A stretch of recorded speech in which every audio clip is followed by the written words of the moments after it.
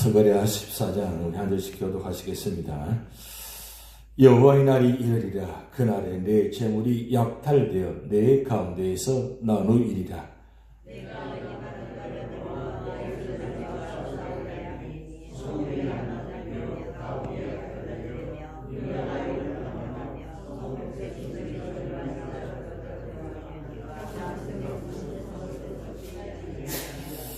그때 여호와께서 나가사 그 이방 나라를 치시되 이왕의 전쟁 날에 싸운 것 같이 하시리라.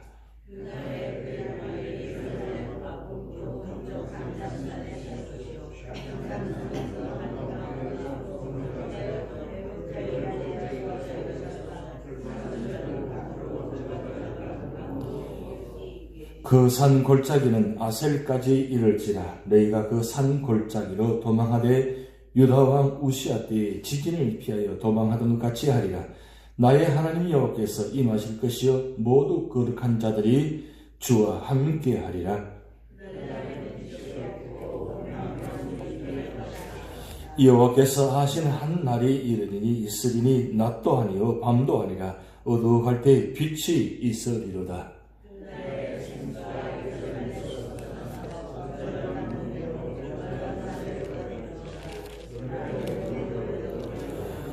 여호와께서 천하의 왕이 되시리니 그날에는 여호와께서 홀로 한 분이실 것이요 그의 이름이 홀로 하나이실 것이라.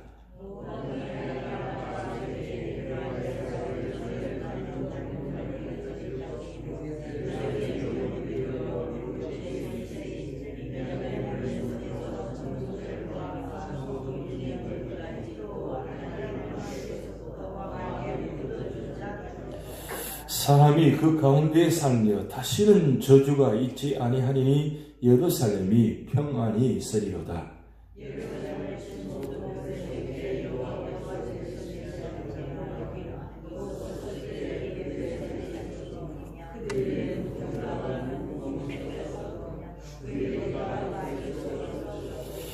그날에 여호와께서 그들을 크게 요란하게 하시리니 피차 손으로 붙잡으며 피차 손을 들어 칠 것이며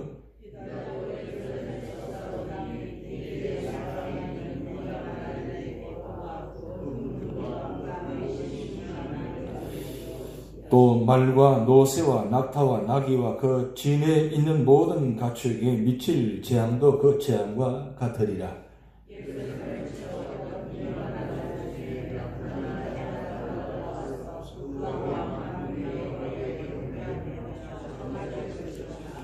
땅에는 모든 족속들 중에 그 왕 만군의 여호와께 경배하러 예루살렘에 올라오지 아니한 자들에게는 비를 내리지 아니하실 것인즉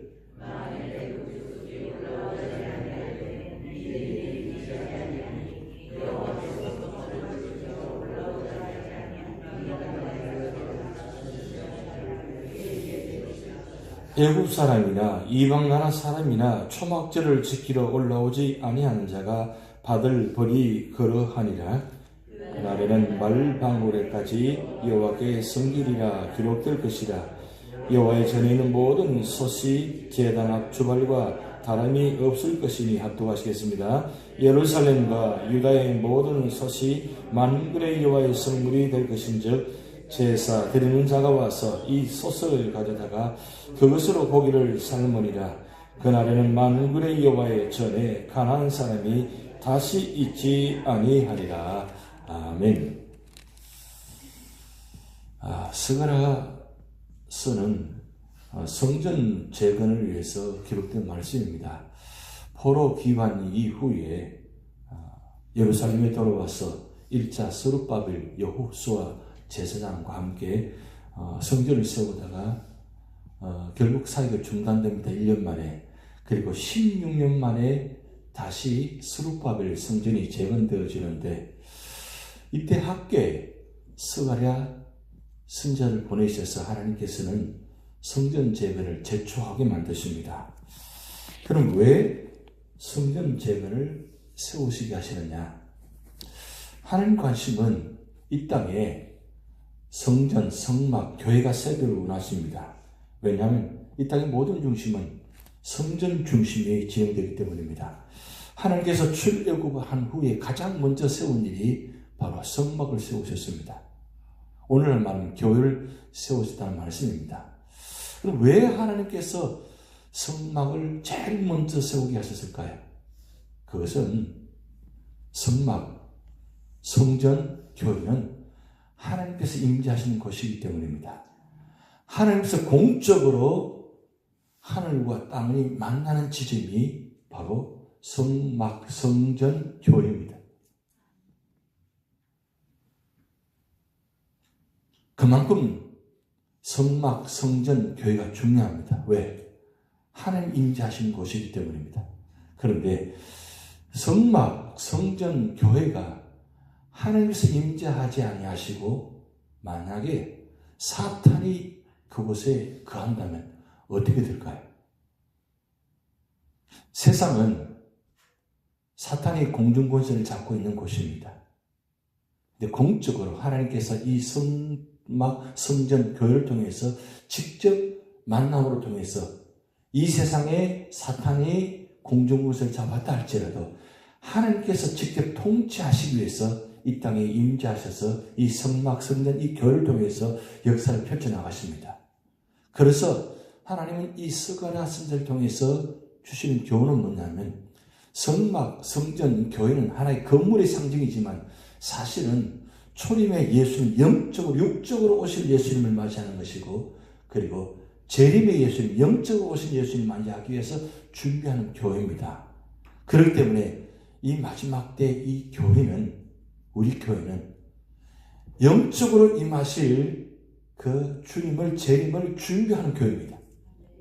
그래서 이곳에 주님께서 오심으로 말미암아 모든 믿는 자들이 구원받는 자리입니다. 그런데 그때에 오실 때에 그냥 오시는 것이 아니라 그전에는 하나님은 모든 나라들을 모든 사람을 동원해서 도구로 사용하셔서 심판하시고 징계하셨습니다. 그런데 마지막 때 여호와의 날, 오늘 14장 1절 말씀에 여호와의 날이 이르리라. 그 날에는 도구로 사용하지 아니하시고 직접 하나님께서 임재하셔서 직접 심판하신다고 그랬어요. 그러면 왜 하나님이 직접 심판하실까요? 우리가 구약 성경을 말씀 보시면 하나님께서 도구로 세운 나라들이 징계로 또 몽둥이를 사용하셨습니다. 그런데 사용된 도구들이 하나님께서 정하신 그까지만 사용하신 것이 아니라 그것이 넘침으로 말미암아 택한 백성까지 당하게 만들고 죽음까지 이르게 하셨다는 사실입니다. 그래서 하나님이 직접 임재하시는 것은 아주 정확하게 믿는 자와 믿지 않는 자를 구분시키셔서 그 정말 놀라운 임재의 날에 여호와의 날에 심판의 날에 그 무수한 엄청난 사건이 심판이 있음에도 불구하고 그 가운데도 하나님께서 택한 자를 아주 정확하게 보호하신다는 사실입니다. 오늘 말씀 보면 여호와의 발이 이 땅에 직접 서시는 장면이 나타납니다. 오늘 4절 말씀에 그의 날에 그 발이 예루살렘의 곧 동쪽 감람산에 서실 것이요. 이는 하나님의 발이 동쪽 산에 서신다는 것은 이건 처음으로 말씀하신 장면입니다. 그만큼 하나님께서 직접 임재하신 뜻입니다. 임재하시면 어떻게 되느냐? 오늘 말씀을 쭉 14장에 쭉 말씀을 읽어보셨지만 그 마지막 날에 재앙의 날이 임하는데 그 재앙의 날이 임할 때에 그 심판받는 장면이 나타나는데 오늘 보면 한 10가지 정도로 말씀이 나타나는데 불의 삼킴이 있고 소망이 수치로 변하게 되고 원수를 삼키고 밟으시고 그 팔을 아주 마르게 하시고 우편 눈을 아주 어둡게 하시고 질병을 재앙으로 내리시고 지진을 일으키시고 대적들이 내부로 자멸하게 하시고 그리고 사면의 모든 택한 백성들이 대적을 통해서 멸망을 당하고 그러니까 공중과 땅과 모든 것이 다 멸망을 당하는 그 가운데도 하나님 택한 백성은 끝까지 보호하신다는 거예요. 어제 우리가 13장의 말씀을 하셨지만 3분의 2가 다 멸망을 당하고 3분의 1이 구원받습니다. 그런데 이 3분의 1이 누구냐? 바로 택한 백성입니다. 이 마지막 때에 하나님 임재하실 때, 요한에 임할 때 여러분이 그 3분의 1에 속한 성도가 될 줄 믿습니다. 아무리 세상에 환난이 당하고 역경이 당하고 고난 당한다 할지라도 주님께서 재림하실 때 그 장면 아무것도 안 해요. 지금 하나의 전초전입니다. 우리가 당하는 이 환난들은, 역경들은 하나의 전초전입니다. 우리가 믿음 생활하고 신앙 생활하다 보면 어려움을 당하고 핍박을 당하고 힘든 일을 당하잖아요. 그건 하나의 마지막 때 임재할 그런 재앙의 날이 한 전초전이에요. 그러면 우리가 환난을 당하고 고통을 당할 때 우리는 어떻게 생각해야 되느냐? 하나님께서 준비하시기 위해서 내가 미리 연단케 하시는구나.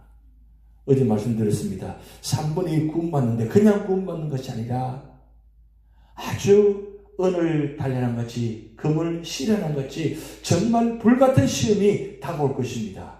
근데 왜 그러면 이 불같은 시를 통해서 이 택한 백성들을 그렇게 연단하시느냐? 하나님 나라에 들어가기 쉽지 않다는 겁니다. 하나님 나라는 불순물이 있어서는 안 된다는 거죠. 깨끗한 성도, 아주 믿음의 절개를 지키는 성도만이 천국에 들어갈 수 있습니다. 천국에 들어가기 위해서 우리의 이 환난을 통해서, 심판을 통해서 아주 모든 것을, 불순물을 다 제거시키는 거예요. 다 제거시켜서 깨끗한 성도만이 들어갈 수 있습니다. 그래서 우리가 주님 오시는, 부르시는 그날까지 우리는 이 말하는 것, 행동하는 것, 우리 생각하는 것, 우리 마음 품는 것을 항상 정결케 하셔야 돼요. 그래서 새벽마다 나와서 우리 예배 드리고 기도하고 찬송 부르는 건 정결케 하는 시간입니다. 우리를 불순물을 제거하는 시간입니다.